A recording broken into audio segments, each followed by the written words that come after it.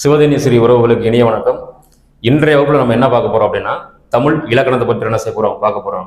முதல்ல இலக்கணம் அப்படின்னா என்ன செய்வோம், என்னன்னு தெரிஞ்சுக்கிடுவோம். இலக்கணம் அந்த சொல்லை எப்படி பிரிக்கலாம் அப்படின்னா, இலக்கு கூட்டல் அணம் அப்படின்னு என்ன செய்யலாம், பிரிக்கலாம். இங்க இலக்கு என்பது எதை குறிக்குது அப்படின்னு பாத்தீங்கன்னா, மொழியை குறிக்கிறது. அணம் என்னும் சொல்லுக்கு அழகு என்பது பொருள். மொழியை எது அழகுபடுத்துகிறதோ அதுவே இலக்கணம். புரியும்? What is grammar? Grammar is beauty of language அப்படின்னு என்ன செய்றாங்க சொல்றாங்க. இப்ப சில பேர் என்ன சொல்லுவாங்க அப்படின்னா, இலக்கணம் என்றால் என்ன அப்படின்னு சொன்ன உடனே ஒரு மொழியை பிழையில்லாமல் பேசுவதற்கும் எழுதுவதற்கும் துணை புரிவது இலக்கணம் அப்படின்னு சொல்லுவாங்க. ஆனா அப்படி இல்லை, அது இலக்கணத்தினுடைய பயன்தான். அப்ப இலக்கணம் என்பது மொழியை அழகுபடுத்துவதுதான். இப்போ நான் கண்ணன் தமிழாசிரியர், நான் பாடம் நடத்திட்டு இருக்கேன். கண்ணன் பாடம் நடத்தியது அப்படின்னு அந்த சொற்றொடர் சரியா இருக்குமா? இருக்காது. காரணம், கண்ணன் என்பது ஆண்பால், நடத்தியது என்பது அக்னிக்குரியது. அப்ப கண்ணன் பாடம் நடத்தினான் என்பது என்னது சரியானது. இந்த மாதிரி ஒரு சொற்றொடரை அழகுபடுத்துவது எதுவோ அதுதான் அது இலக்கணம் அப்படின்னு சொல்றாங்க. நம்ம தமிழ் மொழியை பொறுத்த வரைக்கும் இலக்கணம் 5 வகைப்படும். என்னென்ன அப்படின்னு பாத்தீங்கன்னா, எழுத்து, சொல், பொருள், யாப்பு, அணி. இன்றைய வகுப்புல நம்ம பார்க்க போறது வந்து பாத்தீங்கன்னா எழுத்து. ஏன் இதுக்கு எழுத்து அப்படின்னு ஒரு பெயர் வந்துச்சுன்னா, ஒவ்வொன்றுக்கும் நான் விளக்கம் சொல்றேன், நல்லா தெளிவா காதுல வாங்கிக்கோங்க. எப்பவுமே எதை படிச்சாலுமே அந்த தலைப்பினுடைய பொருளை தெரிஞ்சுக்கிறாம நம்ம என்ன செய்யக்கூடாது, உள்ளேயே போயிடக்கூடாது. இப்ப எழுத்துன்னு ஏன் சொல்றோம்? ஒரு புள்ளியில் இருந்து எழுந்து வருவதனால் அதற்கு எழுத்து என்பது பெயர். புள்ளியில் இருந்து எழுந்து வருவதனால் அதற்கு என்ன பேரு? எழுத்து என்பது பெயர். எழுதுவதனாலும் எழுத்து என்பது பெயர். 2 வகையான காரணங்கள் அதற்கு உண்டு. அது ஒரு காரண பெயர்னே வச்சுக்கலாம் நம்ம. சரிங்களா? புள்ளியிலிருந்து எந்த எழுத்து நம்ம எழுத இப்படி வச்சுட்டாலே ஆட்டோமேட்டிக்காக வந்துடும், ஒரு புள்ளி உருவாயிடும். அந்த புள்ளியிலிருந்து எழுந்து வருவதனால அதுக்கு என்னது? எழுத்துன்னு பேரு. நம்ம எழுதுவதனால அதுக்கு என்ன பேரு? எழுத்து என்பது பெயர். சரி, அந்த எழுத்து இலக்கணத்திலிருந்து நம்ம என்ன செய்யறோம், இன்றைய வகுப்பை தொடங்குறோம். எழுத்து அப்படின்னு பார்க்கும்போது முதல் சார்பு என 2 வகைப்படும். எழுத்து, முதல் சார்பு. முதல் எழுத்து என்றால் என்ன? உயிர் 12ம் மெய் 18ம் ஆகிய 30 எழுத்துக்களும் முதல் எழுத்து. அகர முதல நகர இருவாய் 30 முதல் என்ப. ஆவில் தொடங்கி இன்ன முடியக்கூடிய 30 எழுத்துக்களும் முதல் எழுத்துக்கள்.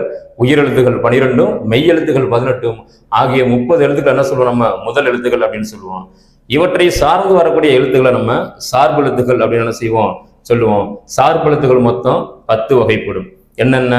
உயிர்மை, ஆயுதம், உயிர் அளபடை, ஒற்று அளபடை, குற்றிய லிகரம், குற்றிய லுகரம், ஐகார குறுக்கம், அவுகார குறுக்கம், மகர குறுக்கம், ஆயுத குறுக்கம் என மொத்தம் சார்பெழுத்து எத்தனை வகைப்படும்?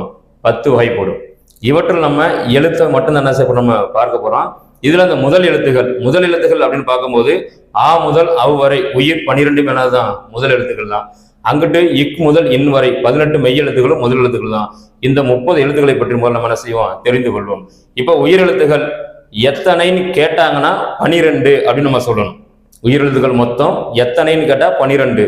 ஆர்வங்கள் என்ன செய்யணும், நம்ம உயிரெழுத்துக்களுடைய வகைகள் எத்தனைன்னு கேட்டாங்கன்னா அதை நம்ம என்ன செய்வோம், குறில் நெடில் அப்படின்னு என்ன செய்வோம் 2ஆக பிரிச்சுக்கிடுவோம். முதல்ல எப்பவுமே எந்த தேர்வானாலும் கொஸ்டினை முதல்ல நம்ம நல்லா என்ன செய்யணும், தெளிவாக புரிந்து கொள்ள வேண்டும். உயிரெழுத்துகள் எத்தனை அப்படின்னா 12. உயிரெழுத்துகள் எத்தனை வகைப்படும் அப்படின்னா 2 வகைப்படும். குறில் எழுத்து, நெடில் எழுத்து. இப்ப குறில் எழுத்து என்னென்ன, நெடில் எழுத்து என்னென்ன அப்படின்னு என்ன செய்ய போறோம் பார்க்க போறோம்.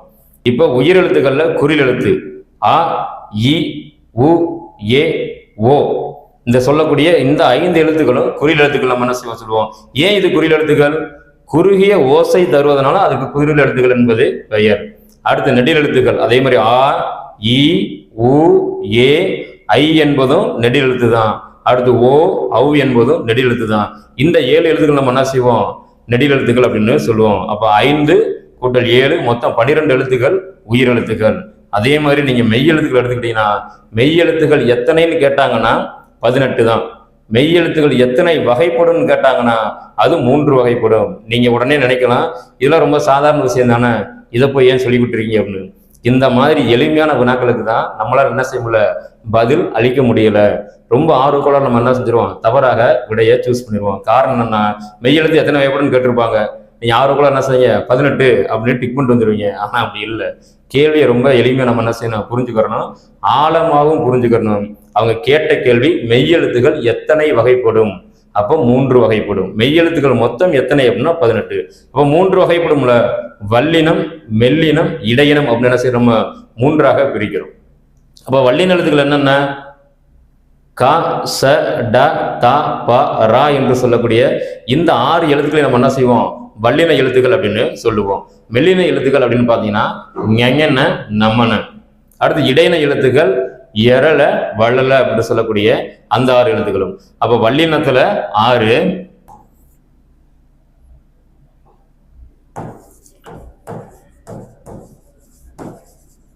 வல்லினம் 6 எழுத்து, மெல்லினம் அதுல ஒரு 6 எழுத்து,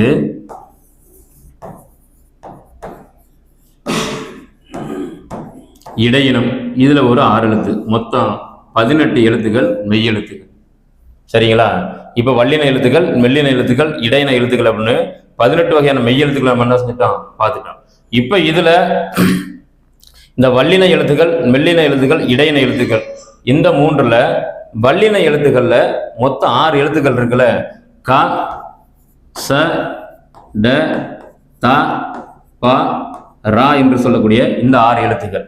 இதுக்கு மேல புள்ளி எதுனா இக்கு, இச்சு, இட்டு, இத்து, இப்பு, இரு என்று சொல்லக்கூடிய இந்த 6 எழுத்துக்கள்ல ரொம்ப முக்கியமானது வல்லின மிகு இடங்கள், மிகா இடங்கள்னு ஒரு தலைப்பு நமக்கு வரும். அதுல இந்த 6 எழுத்துக்களுமே ரொம்ப ரொம்ப முக்கியம். இந்த 6 எழுத்துக்களுமே வல்லின மிகு இடங்களுக்கு வருமா அப்படின்னா வராது. மொத்தமே 4 எழுத்துக்கள் அதில் என்ன செய்ய வரப்போகுது. இந்த இட்டும் இந்த இரும் ஒருபோதும் என்ன செய்யாது, 2 சொற்கள் சேருகின்ற பொழுது இடையில என்ன செய்யாது, இணைப்பு எழுத்தாகுது, ஒருபோதும் வராது. எது, இட்டு, இரு. மீதி இருக்கக்கூடிய இந்த இக்கு, இச்சு, இத்து, இப்பு இந்த 4 எழுத்துக்கள் என்ன செய்யும், வல்லின எழுத்துக்களாக வரும். இந்த 4 எழுத்துக்களும் சரிங்களா? 2 சொல் சேருகின்ற பொழுது இடையில ஒரு எழுத்து என்ன செய்யும், தோன்றும். நம்ம என்ன செய்வோம், புணர்ச்சி அப்படின்னு சொல்லுவோம். புரியுதுங்களா? அப்ப பள்ளிக்கு கூட்டல் சென்றான், பள்ளிக்கு சென்றான் என கு என்பது 4ஆம் வேற்றுமை உறுப்பு. அப்ப 4ஆம் வேற்றுமை உறுப்பின் என்ன செய்யும், க, ச, த, ப மிகும் என்பது இலக்கண விதி.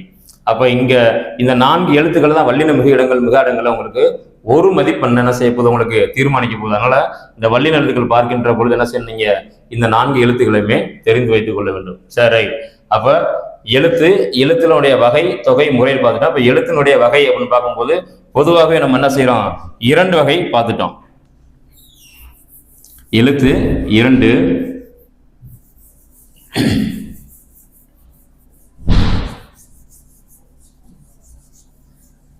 முதல்,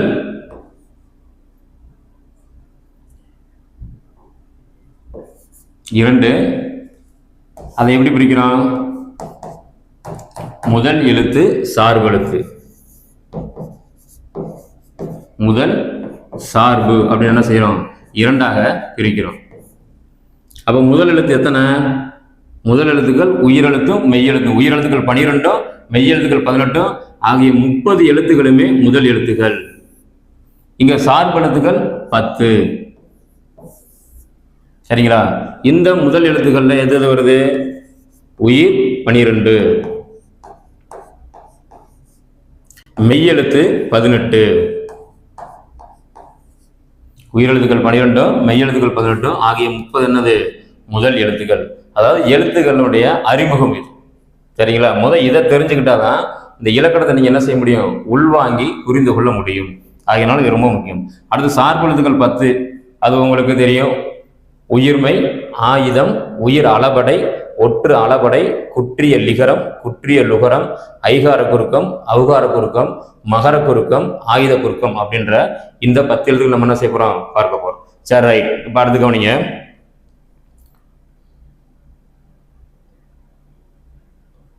இப்ப உயிர் தமிழ் எழுத்தினுடைய மொத்த வகை பார்த்தோம்னா இலக்கணம், எழுத்து, சொல், பொருள், யாப்பு, அணி அப்படின்னு 5 பார்த்துட்டோம். அதுல இப்ப எழுத்து என்பது ஒரு புள்ளியிலிருந்து எழுதுவது எழுத்துன்னு சொல்லியிருக்கேன். அதே மாதிரி நம்ம எழுதுவதனாலும் எழுத்து என்பது பெயர் அப்படின்னு என்ன சொல்லியிருக்கேன். இப்போ உயிரெழுத்துக்கள்ல குறில் எழுத்து, நெடில் எழுத்து அப்படின்னு என்ன செய்யறோம், 2ஆக பிரிச்சிருக்கோம். குறில் எழுத்து 5, நெடில் எழுத்து 7, மொத்தம் 12 எழுத்து உயிரெழுத்துக்கள் அப்படின்னு என்ன செஞ்சிருக்கோம், பார்த்திருக்கோம். அதே மாதிரி இங்கிட்டு மெய்யெழுத்துக்கள்ல மொத்தம் 18. எத்தனைன்னு கேட்டா 18. அது எத்தனை வகைப்படும் கேட்டா 3 வகைப்படும். வல்லினம், மெல்லினம், இடையினம். வல்லின எழுத்துகள் கசட தபர, மெல்லின எழுத்துகள் ஞஞன நமன, இடையின எழுத்துகள் எரள வளல அப்படின்னு சொல்லக்கூடிய இந்த 18 எழுத்துக்களை நம்ம என்ன செய்வோம், மெய் எழுத்துக்கள் அப்படின்னு பார்க்கிறோம். இப்ப ஆரம்ப புத்தகத்துல இப்படிதான் ஆரம்பிக்கிறாங்க. இலக்கணத்தை வகை, தொகை, முறை அப்படின்னு என்ன செய்றாங்க, ஆரம்பிக்கிறாங்க. அடுத்து நம்ம பார்க்க போற அந்த டாபிக் என்ன அப்படின்னு பாத்தீங்கன்னா, மாத்திரை அப்படின்ற ஒரு தலைப்பு நம்ம என்ன செய்ய போறோம், பார்க்க போறோம். இப்ப மாத்திரை என்பது என்ன? இப்ப நம்ம உடம்பு முடியல அப்படின்னு என்ன செய்வோம், ஒரு டேப்லெட் எடுத்து போறோம், அதுதான் மாத்திரையா அப்படின்னா அது இல்லைங்க. இங்கு இலக்கணத்தை பொறுத்த வரைக்கும் மாத்திரை என்பது ஒலி அளவு. நம்ம ஒவ்வொரு எழுத்துக்களையும் உச்சரிப்பதற்கு குறிப்பிட்ட ஒலி அளவு உண்டு. இப்ப நீங்க தொடக்க பள்ளியில படிக்கின்ற பொழுதெல்லாம் பார்த்தீங்க அப்படின்னா ஆசிரியர்கள் சொல்லி கொடுத்துருப்பாங்க. அழகா நம்ம தரையில உட்காந்து தான் இருப்போம். அ ஆ இ ஈ உ ஊ அப்படின்னு சொல்லியிருப்போம். காரணம் என்ன? அந்த குறில் நெடில் வேறுபாட்டை நம்ம என்ன செய்யணும், தெரிந்து கொள்ள வேண்டும் என்பதற்காக நம்ம ஆசிரியர்கள் என்ன செய்வாங்க, அப்படி சொல்லி கொடுத்துருப்பாங்க. இங்க அதை தான் பார்க்க போறோம். மாத்திரை என்பது ஒலி அளவு, எழுத்துக்களினுடைய ஒலி அளவு.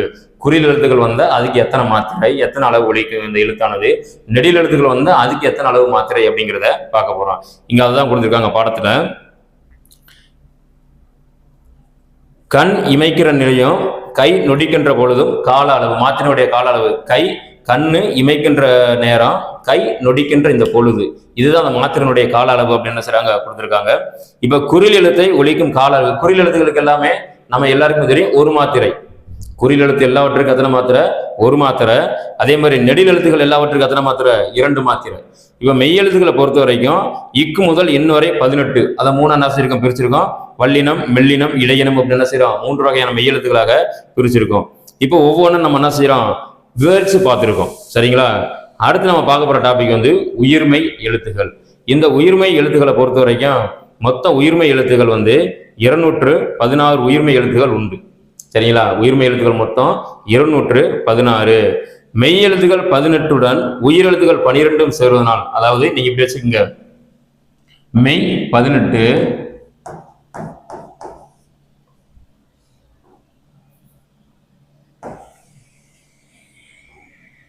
உயிர் 12. இப்ப நீங்க அப்படியே பெருங்க. 18 × 12, 8 2 16, 6க்கு 1, மிச்சம் 1, 1 2 2 1 3, 1 8 1 1. அப்படியே பாருங்க, 6 8 3 11க்கு 1, மிச்சம் 1 2, 216 எழுத்துக்கள். இந்த 18 மெய் எழுத்தையும் 12 உயிர் எழுத்தையும் பெருக்கணும்னா அதனால கிடைக்கக்கூடியது என்னது, இந்த உயிர்மை எழுத்துக்கள். சரிங்களா? இந்த உயிர்மை எழுத்துக்களுடைய எத்தனை வகைகள் அந்த உயிர்மை எழுத்துக்கள் இருக்கு அப்படின்னு என்ன செய்ய போறோம், நம்ம பார்க்க போறோம். இப்ப அடுத்து கவனிங்க. அடுத்த தலைப்புல வந்து என்ன கொடுக்குறாங்க அப்படின்னா, இந்த 216 உயிர்மை எழுத்துக்கள் அப்படின்னு சொல்றாங்கல்ல, இதுலயுமே என்ன உண்டு அப்படின்னா குறில் நெடில் அப்படின்னு உண்டு. இங்க உங்களுக்கு 6ஆம் வகுப்பு புத்தகத்துல கொடுக்கல, ஆனா நான் சொல்லிடுறேன். உயிர்மை எழுத்துக்கள்ல மொத்தம் வந்து குறில் எழுத்துக்கள் அப்படின்னு பாத்தீங்க அப்படின்னா, உயிர்மை எழுத்துக்கள், அதுல குறில் எழுத்துக்கள் 90 குறில் எழுத்துக்கள் உண்டு. உயிர்மை எழுத்துக்கள் இருக்கக்கூடிய குறில் எழுத்துக்கள் அப்படின்னு பாத்தீங்கன்னா 90 குறில் எழுத்துக்கள்.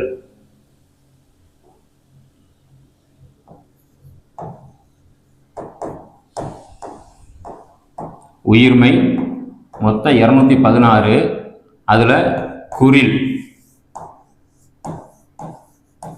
எழுத்துக்கள் 90. நெடில் எழுத்துக்கள் வந்து 126. சரிங்களா? மொத்தம் 216. இது கேள்வியில வரும் உங்களுக்கு. உயிர்மை எழுத்துக்கள் மொத்தம் 216. இந்த 216 எழுத்துக்கள்ல குறில் எழுத்துக்கள் 90, நெடில் எழுத்துக்கள் 126 அப்படிங்கிற விஷயம் உங்களுக்கு 6ஆம் வகுப்பு புத்தகத்துல கொடுக்கல. ஆனால் கேள்வியில் வரும்போது என்ன செய்வாங்க, கண்டிப்பாக இதை கேட்பாங்க. சரிங்களா? அப்புறம் கடைசி நான் பார்க்க போறது வந்து ஆயுத எழுத்து. இந்த ஆயுத எழுத்து அப்படின்னு பார்க்கும்போது ஒண்ணுதான், முப்பார் புள்ளி அப்படின்னு என்ன செய்வோம், நம்ம அதை பார்ப்போம். ஆயுத எழுத்து ஒண்ணுதான். இது பெரும்பாலும் என்ன செய்யாது, ஒரு சொல்லுக்கு முதல்ல ஒருபோதும் ஆயுத எழுத்து வரவே வராது. சொல்லுக்கு முதலில் ஆயுதம் ஒருபோதும் வரவே வராது. சொல்லுக்கு இடையில மட்டும்தான் என்ன செய்யும், இந்த ஆயுத எழுத்தானது வரும். உதாரணத்துக்கு அக்ரிணை அப்படின்னு எழுதும் போது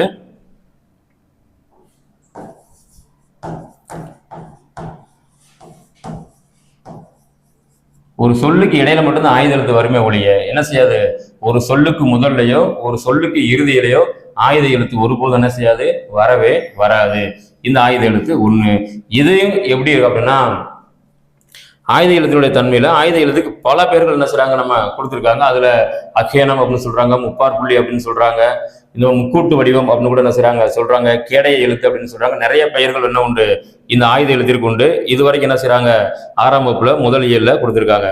அடுத்து இயல் 2ல் என்ன கொடுக்குறாங்க அப்படின்னா முதல் எழுத்தும் சார்பு எழுத்தும். இப்ப நம்ம பார்த்தோம்ல முதல் எழுத்து மொத்தம் 30 எழுத்துக்கள் என்னென்னு பார்த்தீங்கன்னா உயிரெழுத்து 12ம் மெய் எழுத்து 18ம். ஒரு விஷயத்தை நான் தொடர்ச்சியா ஏன் சொல்லிட்டே இருக்கேன் அப்படின்னா எதை நம்ம தொடர்ச்சியா செஞ்சுட்டே இருக்குமே அது மறக்கவே மறக்காது.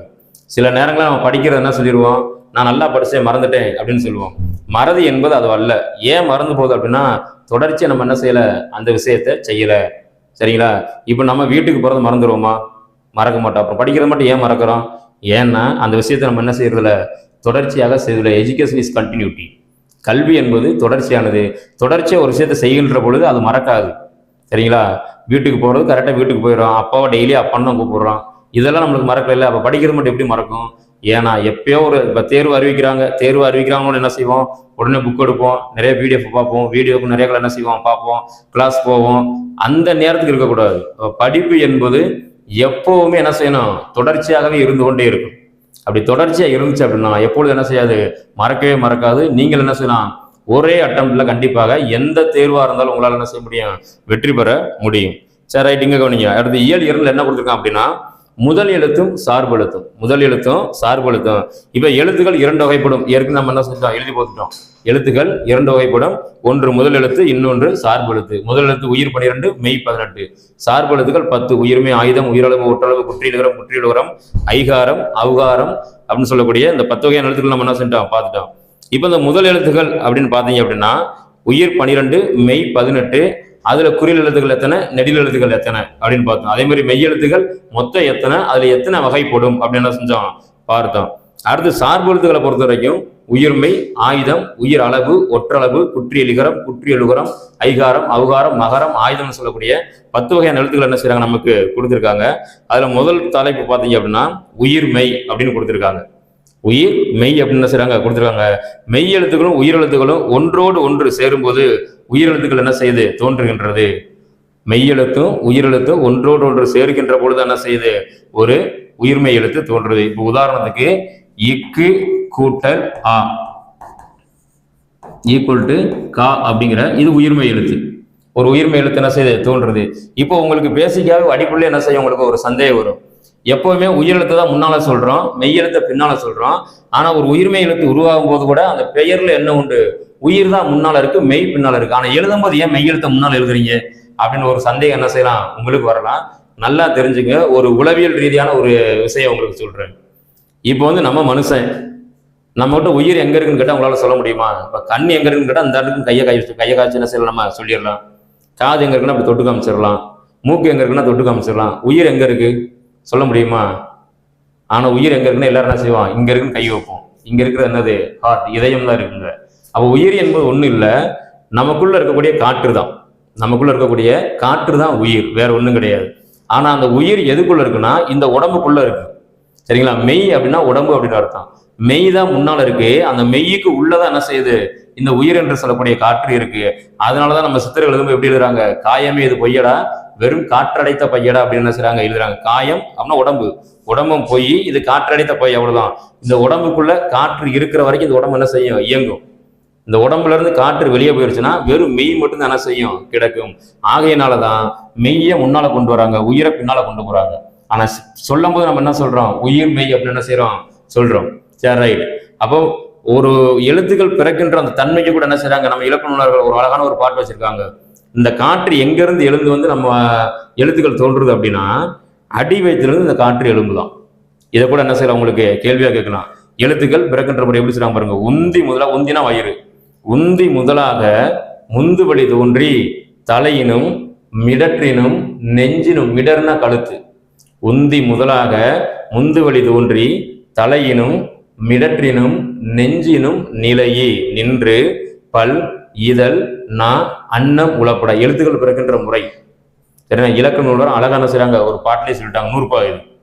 உந்தி முதலாக முந்து வழி தோன்றி தலையினும் மிடற்றினும் நெஞ்சினும் நிலையி பல் இதழ் நா அன்னம் உளப்பட பிறக்கின்ற எழுத்துக்கள்.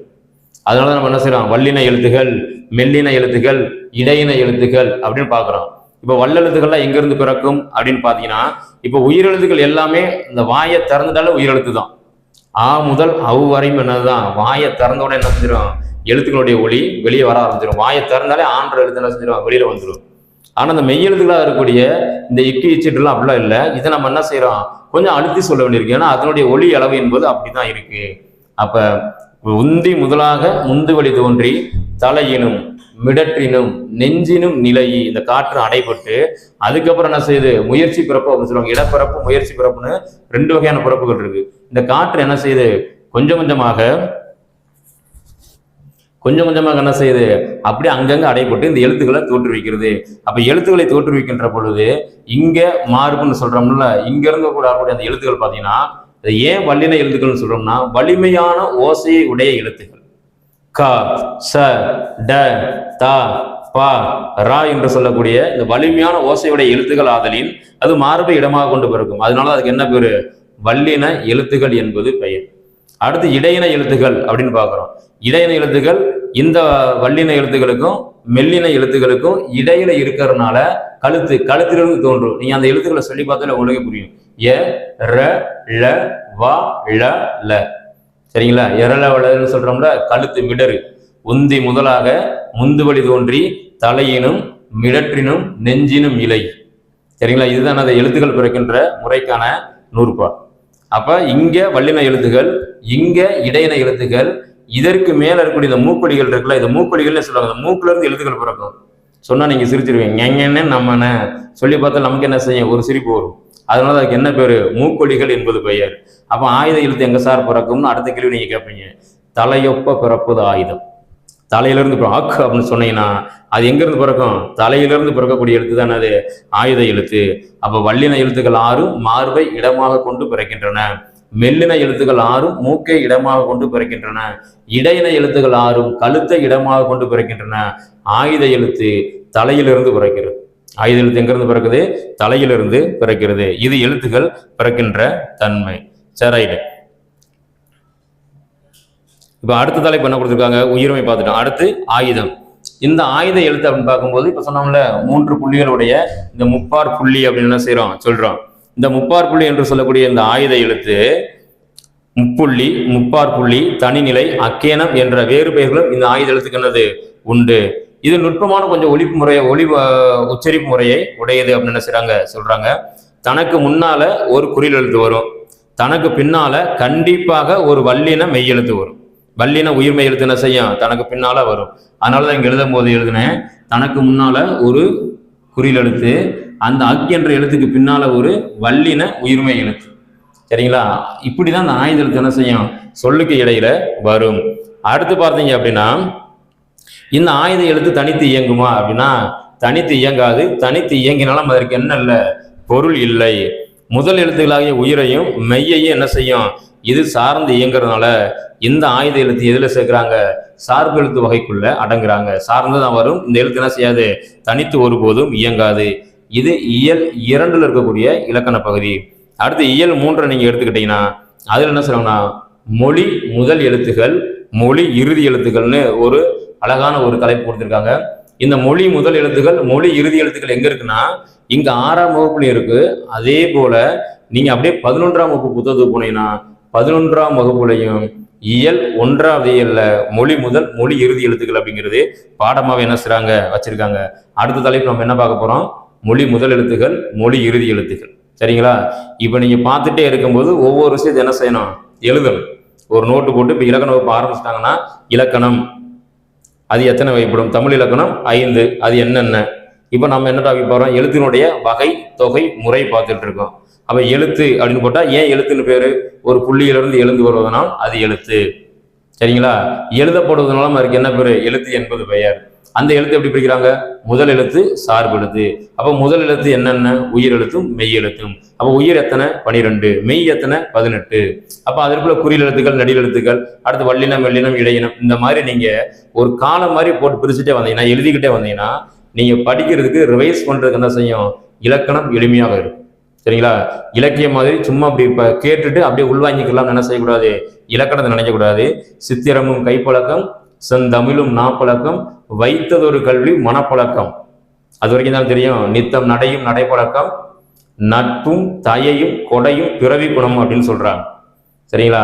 நம்ம சித்திரமும் கைப்பழக்கம். எழுத எழுதுதான் என்ன செய்யும்? ஓவியம் வரும். சரியா? எழுத்தும் அப்படிதான். பேச பேசதான் மொழி வரும். செந்தமிழும் நாப்பழக்கம் அப்படின்னு சொல்றதுக்கான காரணம் அதுதான். வைத்தது ஒரு கல்வி மனப்பழக்கம். எழுதுறது முக்கியம் இல்லை, பேசுறது முக்கியம் இல்லை, எழுதுறதையும் பேசுறதையும் உள்வாங்கி அதை மனசுக்குள்ள என்ன செய்ய நம்ம வைக்கணும். அப்படி வச்சுட்டோம்னா ஆட்டோமேட்டிக்காக என்ன செய்யாது? எந்த செய்திகளும் நமக்கு மறக்காது. சரி, அடுத்த தலைப்பு போலாமா? அடுத்த தலைப்பு என்ன அப்படின்னு பார்த்தீங்கன்னா, மொழி முதல் எழுத்துக்கள், மொழி இறுதி எழுத்துக்கள். அதுதான் பார்க்க போறோம். தலைப்பு எல்லாரும் எழுதிக்கங்க. மொழி முதல், மொழி இறுதி. மொழி முதல் எழுத்துக்கள், மொழி இறுதி எழுத்துக்கள். மொழினா முதல்ல என்ன அப்படின்னு தெரிஞ்சுங்க. மொழினா ஒன்றும் இல்லை, சொல்லதான் சொல்றாங்க. சரிங்களா? சொல் என்றாலும், மொழி என்றாலும், பதம் என்றாலும், கிளவி என்றாலும், ஏன் 10ஆம் வகுப்புல கொடுத்துருக்காங்க, நெல் என்றால் கூட அது என்ன செய்யும்? சொல்லைத்தான் குறிக்கும். நெல் என்றாலும் அது என்ன செய்யும்? சொல்லைத்தான் குறிக்கும். அப்போ மொழி, பதம், கிளவி, சொல், நெல்லு அப்படின்னா கூட என்ன செய்யாது? மொழியை தான் குறிக்கும், சொல்லதான் குறிக்கும். சரி, அடுத்த தலைப்பு நம்ம என்ன பார்க்க போறோம் அப்படின்னா, மொழி முதல், மொழி இறுதி எழுத்துக்கள். மொழி முதல், மொழி இறுதி.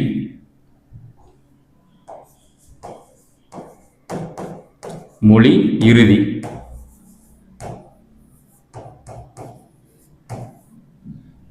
மொழிக்கு முதல்ல எத்தனை எழுத்துக்கள் வரும்? ஒரு சொல்லுக்கு இறுதியில மொழின்ற வார்த்தையை விடுங்க. மொழினாலே சொல் அப்படின்னு ஞாபகம் வச்சுக்கோங்க. மொழி அப்படின்னா சொல்.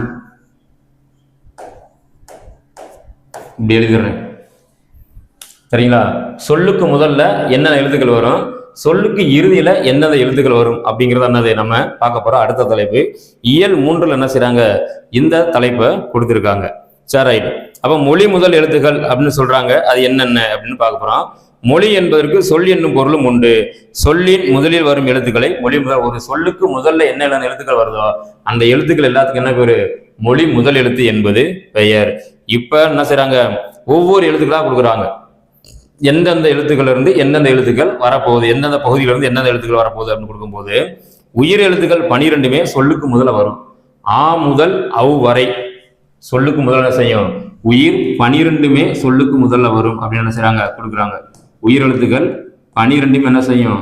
சொல்லுக்கு முதல்ல வரும். சரிங்களா? அப்ப உயிர் எழுத்துக்கள் 12 என்னது? ஆ முதல் அவ் வரை. இந்த 12 எழுத்துக்கள் என்ன செய்யும்? சொல்லுக்கு முதல்ல வரும்.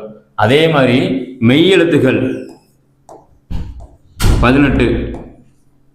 இது 18 எழுத்துக்களுமே சொல்லுக்கு முதல்ல வருமா அப்படின்னா வராது. சரிங்களா? மெய் எழுத்துக்கள் 18 சொல்லுக்கு முதல்ல வராது. மெய் எழுத்துக்கள்ல 10 எழுத்துக்கள் மட்டும்தான் என்ன செய்யும்? சொல்லுக்கு முதல்ல வரும். சரிங்களா? மெய் எழுத்துக்கள்ல 10 எழுத்துக்கள் மட்டும்தான் என்ன செய்யும்? சொல்லுக்கு முதல்ல வரும். அது என்னென்ன எழுத்துக்கள் அப்படிங்கிறத பார்க்க போறோம். சரி, அப்ப நீங்க தலைப்பு போட்டிருக்கணும், மொழி முதல் எழுத்துக்கள், மொழி இறுதி எழுத்துக்கள். மொழி முதல் எழுத்துக்கள்ல முதல்ல மொழின்னு என்னன்னு தெரிஞ்சுங்க. சொல்லுதான். சரிங்களா? அந்த மொழின்னு போடும்போது மேல எழுதிக்குங்க.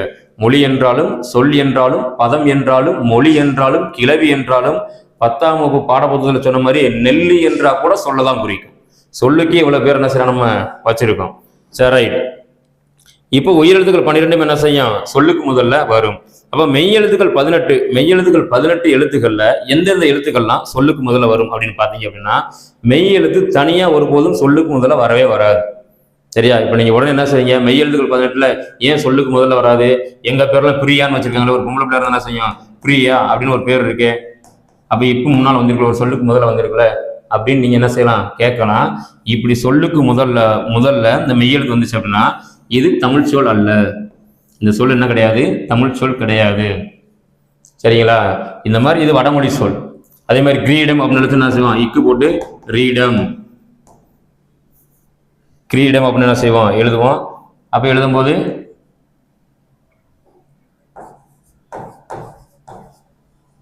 இதுவும் தமிழ் சொல் அப்படின்னா இதுவும் தமிழ் சொல் கிடையாது. சரிங்களா? எப்பவுமே சொல்லுக்கு முதல்ல என்ன செய்யாது? மெய் எழுத்து வரவே வராது. 18 மெய் எழுத்துக்களும் ஒரு சொல்லுக்கு முதல்ல வரவே வராது. அப்புறம் எப்படி வரும் அப்படின்னா உயிரெழுத்தோட சேர்ந்துதான் என்ன செய்யாது, சொல்லுக்கு முதல்ல வரும். சரிங்களா? உயிரெழுத்தோட சேர்ந்துதான். இப்ப பிரியா அப்படின்னு இது வடமொழி. சரிங்களா? இதை அப்படியே நம்ம தமிழ் படுத்தி எழுதுறதா இருந்தா பிரியா அப்படின்னு என்ன செய்யணும், இப்படிதான் எழுதிக்கிறணும். இப்படி எழுதி என்ன செய்யலாம், அதை நம்ம தமிழ் படுத்திக்கிறலாம். இதை நான் சொல்லல, தொல்காப்பியத்துல தொல்காப்பியரை சொல்றாரு, வட சொற்கிழவி வட எழுத்து ஓரி எழுத்தோடு புணர்ந்த சொல்லாகுமே. அதுதான் நூறுபா. வட சொற்கிழவி வட எழுத்து ஓரி எழுத்தோடு புணர்ந்த சொல்லாகுமே, சிதைந்தன வரினும் இயைந்தன வரையார். இதுதான் தொல்காப்பிய நூறுபா. எச்சவியல் இருக்கு. சரிங்களா? 9வது இருக்கக்கூடிய எச்சவியல்ல இந்த நூறுபா இருக்கு. அதை என்ன சொல்றாங்கன்னா, நம்ம தமிழ் மொழியில பிறமொழி சொற்கள் கலப்பு என்பது இன்று நேற்று அல்ல, தொல்காப்பிய காலத்துல தொடங்கிருச்சு. அவருடைய காலகட்டத்தில் என்ன செஞ்சிருக்கு, தமிழ் மொழி கூட வடமொழி கலந்துருக்கு. அப்போ நீங்க என்ன செய்யணும், எப்படி அரிசியில நெல்லு கல்லு கலந்துட்டா கல்லை மட்டும் தனியா புடைச்சு எடுக்கிறோமோ, அது போல நீங்க அந்த சொற்களை எடுத்துக்கங்க. எடுத்துக்கிட்டு எப்படி என்ன செய்யறீங்க அப்படின்னா, நீங்க தமிழ் சொல்ல தமிழ் எழுத்துக்களை போட்டு என்ன செய்யுங்க, தமிழ் சொல்லாக அதை மாத்திருங்க. இப்ப மொழிக்கு முதல்ல ரா வராது, மொழிக்கு முதல்ல என்ன செய்யாது, இந்த இடையின ரகரம் இருக்குல்ல, இது வராது. ஆனா நம்ம பேர் எழுதும்போது என்ன செய்யறோம், ராமன், ராஜ்குமார், ராகவன் அப்படின்னு என்ன செஞ்சிடும், பெயரை வச்சிடறோம்.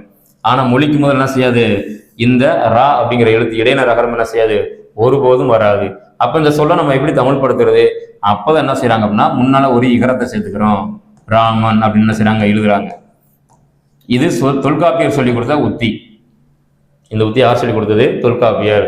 வட சொற்கிழவி வட எழுத்து ஓரி எழுத்தோடு புணர்ந்த சொல்லாகுமே. அப்ப வட சொற்கள் நம்ம தமிழ் சொற்குள்ள வட சொற்கள் என்ன செஞ்சிருச்சு, கலந்துருச்சு. நீங்க என்ன செய்யுங்க, அதை தமிழ் படுத்திக்கிங்க அப்படின்னு என்ன செய்யறாரு தொல்காப்பியர் நமக்கு சொல்றாங்க. சரி, அப்ப மெய் எழுத்துக்கள் 18ல எல்லா எழுத்தையும் என்ன செய்யாது, ஒருபோதும் இங்க சொல்லுக்கு முதல்ல வருவதே இல்லை. மெய் எழுத்துக்கள் 18 சொல்லுக்கு முதல்ல வராது. 10 எழுத்துக்கள் மட்டும்தான் என்ன செய்யும், சொல்லுக்கு முதல்ல வரும். அதுவும் எப்படி வரும் அப்படின்னா, தனித்த மெய் எழுத்துக்கள் ஒருபோதும் ஒரு சொல்லுக்கு முதல்ல வருவதில்லை. தனித்த மெய் எழுத்துக்கள் ஒருபோதும் என்ன செய்யறதில்ல, ஒரு சொல்லுக்கு முதல்ல வருவதில்லை. அப்ப என்ன செய்யும் அப்படின்னா, உயிரெழுத்தோடு சேர்ந்துதான் ஒரு மெய்யெழுத்து என்ன செய்யும், உயிர்மெய் எழுத்தாக மாறிதான் ஒரு சொல்லுக்கு முதல்ல வரும் அப்படின்னு என்ன செய்றாங்க, சொல்றாங்க. அப்ப மெய்யெழுத்து மொத்தம் 18. இந்த 18 மெய்யெழுத்துகள்ல 10 எழுத்து மட்டும் என்ன செய்யும், நமக்கு ஒரு சொல்லுக்கு முதல்ல, அதாவது மொழிக்கு முதல்ல வரும் அப்படின்னு என்ன செய்றாங்க, சொல்றாங்க. அந்த மெய்யெழுத்துகள் என்னென்ன அப்படின்னு என்ன செய்ய போறோம், பார்க்க போறோம். இப்ப கவனிங்க, கா, அதாவது வல்லின எழுத்துக்கள் 6 எழுத்துக்கள் இருக்கு. 6 எழுத்துக்கள்ல 8 இரு என்ன செய்யாது, ஒரு சொல்லுக்கு முதல்ல வராது. டமாரம், ரெக்கை அப்படின்னு எழுதுறோம். டமாரம் என்பது என்ன கிடையாது, டப்பான்னு சொல்றோம். நம்ம பேச்சுலக்குல டப்பான்றோம், அது தமிழ் சொல்லே கிடையாது. அப்ப டஹா என்ன செய்யாது, சொல்லுக்கு முதல்ல வராது. அதே மாதிரி ரெக்கை அப்படின்னு என்ன செய்யறோம், எழுதுறோம், ரெக்கை அப்படின்னு எழுதிக்கிறோம். இங்க என்ன செய்யாது, ரா என்பது என்ன செய்யாது, ஒரு சொல்லுக்கு முதல்ல வராது. அப்ப ரெண்டுமே என்ன தப்பு. அப்ப வல்லின எழுத்துக்கள் 6ல 8 இரு என்ன செய்யாது, ஒருபோதும் சொல்லுக்கு முதல்ல வரவே வராது. அப்ப மீதி இருக்கக்கூடிய எழுத்துக்கள் எத்தனை அப்படின்னு பாத்தீங்கன்னா, மீதி 6 எழுத்து, வல்லின எழுத்துக்கள் 6ல மீதி 4 எழுத்துக்கள் இருக்கு. என்னென்ன எழுத்து, கா, கா, சா, தா, பா. இந்த 4 எழுத்துக்கள் என்ன செய்யும், ஒரு சொல்லுக்கு முதல்ல வரும்.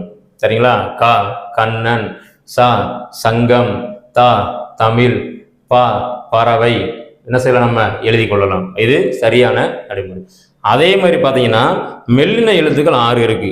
நீங்க இந்த 10 எழுத்துக்கள் எப்படி ஞாபகத்தில் வச்சுக்கிறோம் அப்படின்னா, வல்லின எழுத்து 6ல 8 இரு ஒருபோதும் சொல்லி எழுதி வச்சுக்கோங்க.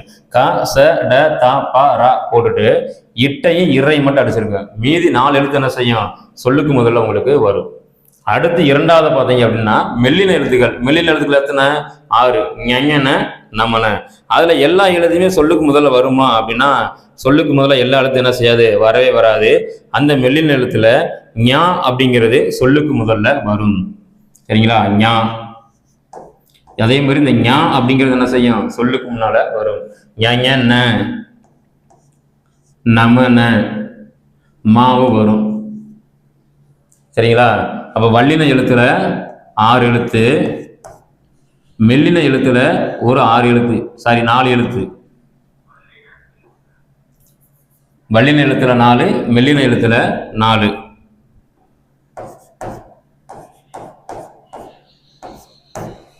அப்ப மெய் எழுத்துக்கள் மொத்தம் 18. 18ல 10 எழுத்துக்கள் தான் என்ன செய்யும், சொல்லுக்கு முதல்ல வரும். வல்லின எழுத்துக்கள்ல கசட தபரல இட்டு ராவான செய்யாத இருன்னு வராது. மீதி 4 எழுத்துக்கள் க ச த ப, இந்த 4 எழுத்து தான் என்ன செய்யும் ஒரு சொல்லுக்கு முதல்ல வரும். அதே மாதிரி மெல்லின எழுத்துக்கள்ல அது ஒரு 6 எழுத்து இருக்கு. அதுல எல்லா எழுத்துக்களுமே சொல்லுக்கு முதல்ல வருமா அப்படின்னா வரவே வராது. இப்ப இதுல என்ன எழுத்துக்கள் விடுபட்ட போயிருக்கு அப்படின்னா இந்த நகரமும் இந்த நகரம் என்ன செய்யுது விடுபட்டு போயிருக்கு. சரிங்களா? இந்த 2 வச்சு நம்ம என்ன செய்ய மாட்டோம் ஒரு சொல்லுக்கு முதல்ல உங்களுக்கே தெரியும், இதை பார்த்தாலே நம்ம என்ன செய்ய மாட்டோம் பயன்படுத்தியிருக்க மாட்டோம் ஒரு மொழிக்கு முதல்ல. அப்ப இந்த 2 எழுத்து என்ன செய்யாது மெல்லின எழுத்துக்கள்ல ஒருபோதும் சொல்லுக்கு முதல்ல வராது. அடுத்து பாத்தீங்க அப்படின்னா இடையின எழுத்துக்கள் ய ர ல வ ல ல, இந்த 6 எழுத்துக்கள்ல 6மே சொல்லுக்கு முதல்ல வருமா அப்படின்னா சத்தியமா வராது. இந்த இடையின எழுத்துக்களை பொறுத்த வரைக்கும் 2 எழுத்து மட்டும் என்ன செய்யும் ஒரு சொல்லுக்கு முதல்ல வரும். அது என்னென்ன எழுத்து அப்படின்னு பாத்தீங்கன்னா யாவும் வாவும் மட்டும்தான் என்ன செய்யும் சொல்லுக்கு முதல்ல வரும் 2 எழுத்து. அப்ப வல்லின எழுத்துக்கள்ல 4, மெல்லின எழுத்துக்கள்ல 4, இடையின எழுத்துக்கள்ல 2, மொத்தம் 10 எழுத்துக்கள்.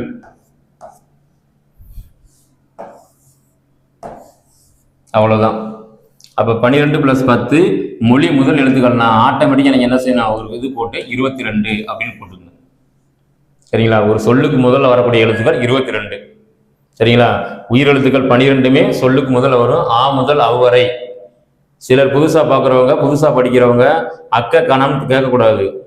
அது உயிரெழுத்து கிடையாது. அக்கு என்பது ஆயுத எழுத்து.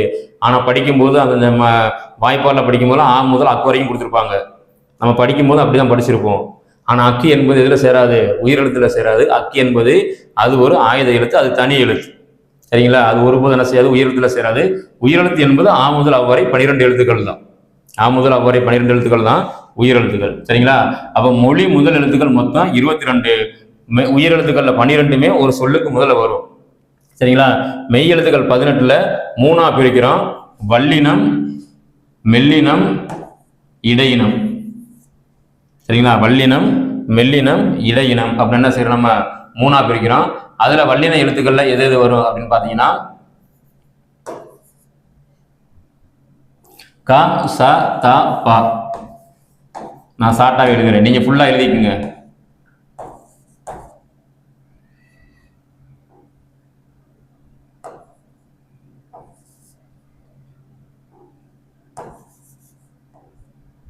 சரிங்களா? வல்லினத்துல 4 எழுத்து, மெல்லினத்துல 4 எழுத்து, இடையின எழுத்துல 4 எழுத்து, மொத்தம் எத்தனை எழுத்து 10 எழுத்துக்கள் என்ன செய்யும் ஒரு மொழிக்கு முதல்ல வரும். அப்ப உயிர் எழுத்துக்கள்ல 12, மெய் எழுத்துக்கள்ல வெறும் 10 எழுத்து தான். மொத்தம் 22 எழுத்துக்கள் என்ன செய்யும் சொல்லுக்கு முதலில் வரும். சரிங்களா? மொழிக்கு முதல்ல வரக்கூடியது. அடுத்து மொழிக்கு இறுதியில் என்ன செய்யும் எத்தனை எழுத்துக்கள் வரும் அப்படின்னு பார்க்க போறோம். மொழி முதல் எழுத்துக்கள் என்ன செஞ்சிட்டோம் பார்த்துட்டோம். அடுத்த தலைப்பு என்ன செய்யுது மொழிக்கு இறுதியில. இப்ப இங்க கொடுத்துருக்காங்க ஞா என்னும் சொல் என்ன பொருளை வரும் அப்படின்னு கொடுத்துருக்காங்க. இங்க உங்களுக்கு புத்தகத்துல ஞானம் அப்படின்ற சொல்லு கொடுத்துருக்காங்க ஞானம். இப்ப இங்க இருக்குல்ல மெல்லின எழுத்துல இந்த எழுத்து நம்ம என்ன செஞ்சிருக்க மாட்டோம் பெரும்பாலும் பயன்படுத்தி இருக்க மாட்டோம். சரிங்களா? மெல்லின எழுத்துல இந்த ஞ அப்படிங்கிற அந்த சொல்ல நம்ம பெரும்பாலும் என்ன செய்ய மாட்டோம் சொல்லுக்கு முதல்ல பயன்படுத்தி இருக்க மாட்டோம். இதுக்கு ஞானம் அப்படின்னு ஒரு சொல் என்ன செய்யறாங்க கொடுத்துருக்காங்க. இதுக்கு என்ன பொருள் அப்படின்னா இங்க புத்தகத்துல கொடுக்கல. ஆனா ஞானம் என்னும் சொல்லுக்கு விதம் என்பது பொருள். ஞானம் அப்படின்னா விதம். இதை இன்னும் நம்ம உங்களுக்கு விரிவாக்கமா சொல்றதா இருந்தா நீங்க இப்ப ஒரு கடிதம் எழுதுகின்ற பொழுது அடிப்படை போனீங்கன்னா இங்கனம் அப்படின்னு வார்த்தையை கேள்விப்பட்டீங்களா? இப்படிக்கு அப்படின்னு போடுவோம். சிலர் எழுதும் போது பழைய காலத்தா இருக்கலாம் இங்கனம் அப்படின்னு பயன்படுத்துவாங்க. அப்படின்னா இவ்விடம் இப்படிக்கு அப்படின்னு அர்த்தம். ஆனா இந்த சொல்லை இன்னைக்கு யார் பயன்படுத்துறாங்க அப்படின்னா இலங்கை யாழ் தமிழர்கள் பயன்படுத்தியிருக்காங்க. ஞானம் என்னும் சொல்ல இலங்கை யாழ் தமிழர்கள் என்ன செய்யறாங்க இன்று வரை அவங்களுடைய பேச்சு வழக்குல பயன்படுத்திட்டு இருக்காங்க, எழுத்து வழக்குல எழுதிக்கிட்டு இருக்காங்க. ஆனா நம்ம என்ன செய்யல இதை ஞானம் அப்படிங்கிற சொல்ல பயன்படுத்தல. மீதி 9 எழுத்துக்கள் நம்ம என்ன செய்யறோம் எப்பவும் போல சாதாரணமா என்ன செய்யறோம் பயன்படுத்திட்டு இருக்கோம். சரி ரைட். அப்ப ஞ அப்படின்றதுக்கு ஞானம் என்பதற்கு விதம் என்பது பொருள். அதே மாதிரி ஞா வரிசையில என்னென்ன எழுத்துக்கள் வரும் அப்படின்னு கொடுத்துருக்காங்க. யகர வரிசையில என்னென்ன வரும், வகர வரிசையில என்னென்ன எழுத்துக்கள் அப்படிங்கிறத அவங்க என்ன செய்யறாங்க கொடுத்துருக்காங்க. அப்புறம் மொழிக்கு முதல்ல என்னென்ன எழுத்துக்கள் வராது. மொழிக்கு முதல்ல வரக்கூடிய எழுத்துக்கள் நம்ம என்ன செய்யட்டோம் பார்த்துட்டோம் 22 அப்படின்னு பார்த்துட்டோம். மொழிக்கு முதல்ல வராத எழுத்துக்கள் பார்க்கணும்ல. அப்போ உயிரெழுத்துக்கள் 12 என்ன செய்யும் மொழிக்கு முதல்ல வரும். அப்புறம் மெய் எழுத்துக்கள் 18. இந்த 18 எழுத்துக்கள்ல 10 எழுத்துக்கள் தான் என்ன செய்யும் மொழிக்கு முதல்ல வரும்னு சொல்லியிருக்கோம். 8 எழுத்துக்கள் என்ன செய்யாது, வராது. அந்த 8 எழுத்துக்கள் என்ன அப்படின்னு எடுத்துட்டீங்கன்னா ஆட்டோமேட்டிக் என்ன செஞ்சிடலாம், அந்த மொழிக்கு முதல்ல வராத எழுத்துக்களை கண்டுபிடிச்சிடலாம். இங்க மெய் எழுத்துக்கள்ல வல்லின எழுத்துக்களை பொறுத்த வரைக்கும், ஒரு நிமிஷம், வல்லின எழுத்துக்களை பொறுத்த வரைக்கும் டா ரா அந்த 2 எழுத்து என்ன செய்யாது, வரவே வராது. மொழிக்கு முதலில் வராத எழுத்துக்கள்.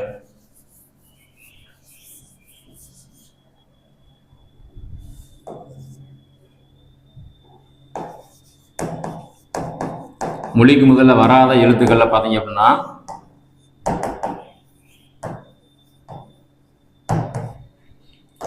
வல்லின எழுத்துக்கள்.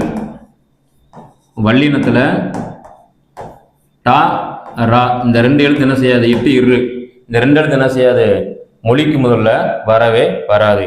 அதே மாதிரி மெல்லின எழுத்துக்கள், அதுல 4 எழுத்துக்கள் தான் வரும் அப்படின்னு பார்த்துருக்கோம். அப்ப மீதி என்னென்ன எழுத்துக்கள் இருக்கு, நாவும் தான் இருக்கு. டன்னகரமும் ரன்னகரம். இதை 3 சொல்லி 2 சொல்லி நம்ம என்ன செய்வோம், சொல்லுவோம்.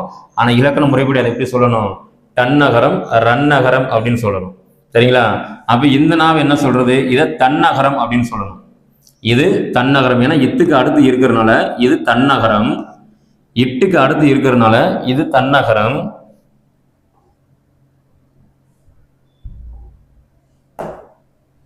சரிங்களா? இட்டுக்கு அடுத்து இருக்கிறதுனால இது என்னது, தன்னகரம். அதனால இதை தன்னகரம் அப்படின்னு சொல்லணும். இதை டன்னகரம் அப்படின்னு சொல்லணும். இதை ரன்னகரம் அப்படின்னு என்ன செய்யணும், சொல்லணும். உச்சரிப்பு முறையை தெரிஞ்சுக்கங்க. இதை கூட நீங்க என்ன செய்யலாம், ஒரு கேள்வியை கூட கேட்டுருவாங்க. ஏன்னா எப்படி வேணாலும் என்ன செய்யறாங்க, இப்ப கேள்விகள் கேட்குறாங்க. சரி, ரைட். அப்ப வல்லின எழுத்துக்கள்ல இந்த டா ரா 2 எழுத்துக்கள் என்ன செய்யாது, சொல்லுக்கு முதல்ல ஒருபோதும் வராது. அதே மாதிரி மெல்லின எழுத்துக்கள்ல இந்த நாவும் இந்த 2 நாவும் என்ன செய்யாது, அதே மாதிரி சொல்லுக்கு முதல்ல வராது. அப்புறம் இடையின எழுத்துக்களை பொறுத்த வரைக்கும் எரள வளல அப்படின்னு 6 எழுத்துக்கள் இருக்கு. அதுல யா வா மட்டும்தான் என்ன செய்யும், சொல்லுக்கு முதல்ல வரும் அப்படின்னு பார்த்திருக்கோம். இடையினத்துல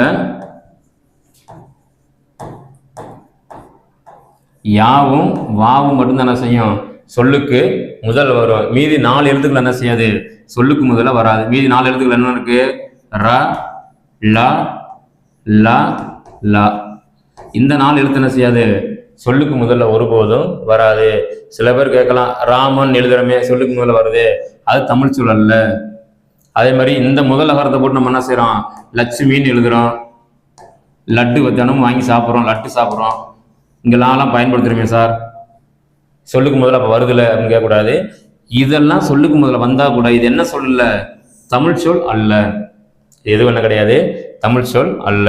சரி, அப்ப மொத்தத்தின இருக்கு 8 எழுத்துக்கள். வல்லினத்துல 2, மெல்லினத்துல 2, இடையின எழுத்துக்கள்ல 4 எழுத்துக்கள் என்ன செய்யாது, சொல்லுக்கு முதலில் வராது அப்படின்னு சென்ற பார்த்தா. அப்ப மொழி முதல் எழுத்துக்கள் மொத்தம் 22, உயிரெழுத்துக்கள் 12, மெய் எழுத்துக்கள்ல 10, உயிர் 12, மெய் 10 ஆகிய 22 எழுத்துக்கள் மட்டும்தான் என்ன செய்யும், ஒரு சொல்லுக்கு முதலில் வரும். அதாவது மொழி முதல் எழுத்துக்கள், மொழிக்கு முதல்ல வரக்கூடியது. மொழிக்கு முதல்ல வராத எழுத்துக்கள் 8 எழுத்துக்கள். அது என்னென்ன அப்படின்னு பார்த்தோம்னா மெல்லின எழுத்துக்கள் மட்டும்தான். இப்போ மெல்லின எழுத்துல வல்லின எழுத்துல 2 வராது. அதே மாதிரி மெல்லின எழுத்துல 2 வராது. இடையின எழுத்துக்கள்ல 4 எழுத்துக்கள் என்ன செய்யாது, ஒரு சொல்லுக்கு முதல்ல வராது. அவ்வளவுதான், முடிஞ்சு போச்சு. சரிங்களா? இப்போ மொழி முதல் எழுத்துக்கள் எத்தனை வரும், மொழி முதல் எழுத்துக்களை வராத எழுத்துக்கள் எத்தனை அப்படின்ற பார்த்தோம். அடுத்து நம்ம பார்க்க போற தலைப்பு பார்த்தீங்கன்னா மொழி இறுதி எழுத்துக்கள். ஒரு சொல்லுக்கு இறுதியில எத்தனை எழுத்துக்கள் வரும், சொல்லுக்கு இறுதியில என்னென்ன எழுத்துக்கள் வரும், மொழி இறுதி எழுத்துக்கள். மொழி இறுதி எழுத்துக்கள்.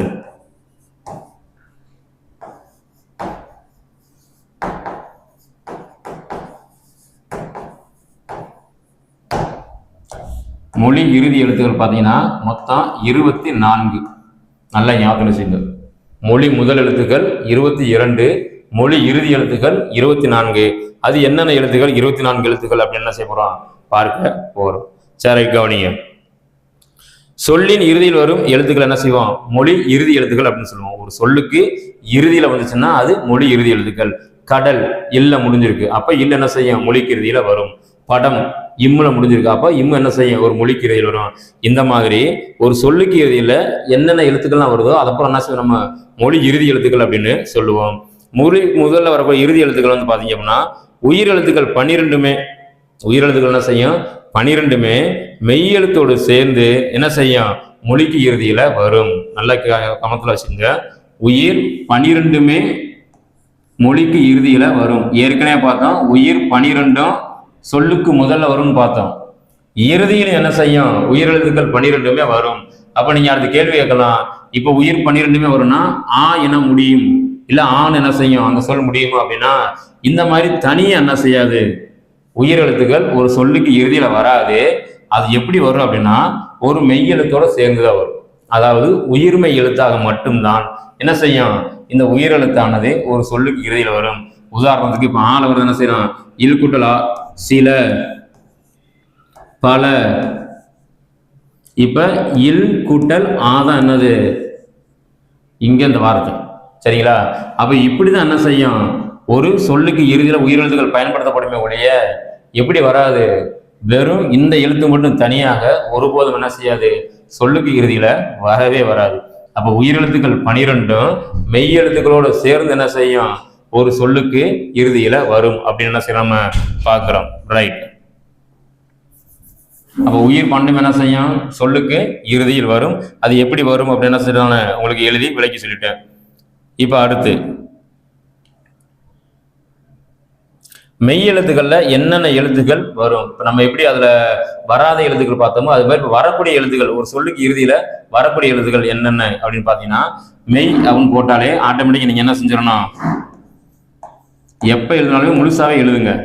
என்ன கொஞ்சம் நேரம் ஆகும், ஆனா பரவாயில்ல, ஆனா புரிஞ்சுக்கிறீங்க. ஒரு தடவை நீங்க எழுதி படிச்சிட்டீங்க அப்படின்னா லைஃப்ல என்ன செய்யாத எப்பவுமே உங்களுக்கு மறக்கவே மறக்காது. அப்ப மெய் எழுத்துக்கள் 18. அதுல வல்லினம் என்னென்ன எழுத்து எழுதிக்குங்க.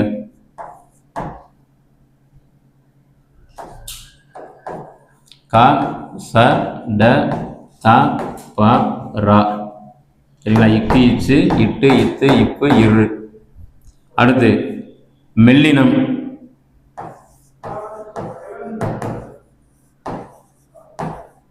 மெல்லினம் ஞஞன நமன. அடுத்து இடையினம்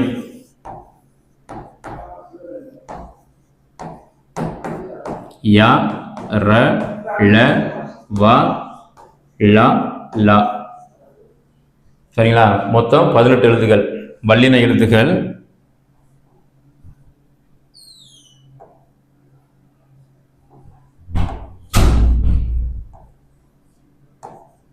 வல்லினம் 6, மெல்லினம் அதே மாதிரி 6 எழுத்து, இடையினம் அதே மாதிரி 6 எழுத்து.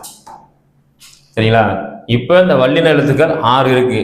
இந்த 6மே சொல்லுக்கு இறுதியில வருமா அப்படின்னா சொல்லுக்கு இறுதியில என்ன செய்யாது? ஒருபோதும் இது வராது. இப்ப இதை பற்றி நம்ம என்ன செய்ய போறோம்? பார்க்க போறோம். இப்ப என்ன சொல்றாங்க அப்படின்னா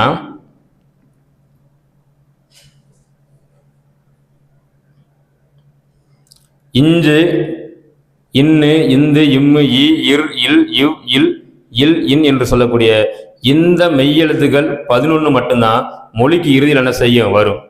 வேற எந்த எழுத்து என்ன செய்யாது? மொழிக்கு இறுதியில ஒருபோதும் என்ன செய்யாது? வரவே வராது. அப்ப அந்த வல்லின எழுத்துக்கள் 18 மெய்யெழுத்துக்கள்ல வல்லின எழுத்துக்கள் இது ஏதாவது ஒன்று ரெண்டாவது என்ன செய்யும்? சொல்லுக்கு இறுதியில வருமா அப்படின்னா கண்டிப்பா ஒரு எழுத்து கூட என்ன செய்யாது? வராது. சரிங்களா? இச்சுல முடிகிற மாதிரி ஒரு தமிழ் சொல் இல்லை, இட்டுல முடிகிற மாதிரி ஒரு தமிழ் சொல் இல்லை, இத்துல முடிகிற மாதிரி ஒரு தமிழ் சொல் இல்லை, இப்புல முடிகிற மாதிரி ஒரு தமிழ் சொல் இல்லை, இருல முடிகிற மாதிரி அதாவது வல்லின ரகரம் அதுல முடிகிற மாதிரி என்ன செய்யாது? ஒரு தமிழ் சொல் இல்லை. அப்ப இந்த வல்லின எழுத்துக்கள் 6மே என்ன செய்யாது? ஒருபோதும் நமக்கு மொழிக்கு இறுதியில் என்ன செய்யறதில்ல? வரப்போவது இல்லை. இப்போ உடனே உங்களுக்கு ஒரு சந்தேகம் வரலாம், சார் எங்க தம்பி பேரு தீபக்னு வச்சிருக்கேன்,